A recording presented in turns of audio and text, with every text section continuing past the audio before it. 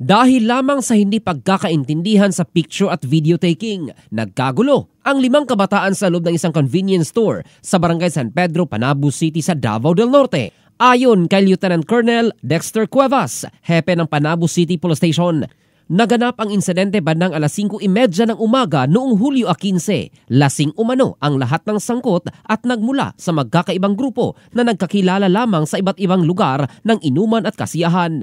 Nagsimula ang tensyon nang magalit ang isa sa kanila matapos mapansing kinukuhanan umano sila ng litrato at video ng isang babae mula sa kabilang mesa habang tumatawa na inakala nilang panlalait.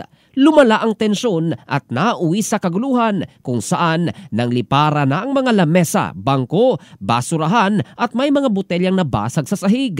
Sa kasagsagan ng gulo, isang lalaki ang nakitang nagtulak sa isang babae dahilan para matumba ito sa mga bulaklak batay sa kuha ng viral video. Agad namang rumesponde ang mga pulis at pinakalma ang mga sangkot.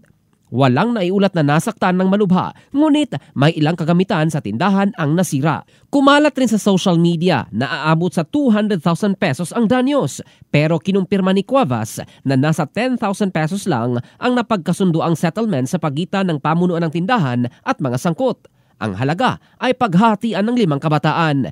Pinauwi rin ng mga ito kasama ang kanilang mga magulang matapos ang investigasyon. Ayon sa pulisya, posibleng magkakaroon pa ng barangay level na pagpupulong para sa pinal na kasunduan. Samantala, humingi naman ang paumanhin ang netizen na si Horny na unang nag-upload ng video ng insidente. Anya, hindi niya inaasahang makakaapekto ito sa reputasyon ng tindahan at nananawagan na rin sa publiko na itigil na ang pagpapakalat ng nasabing footage kung saan ang iba ay ginawa ng katatawanan.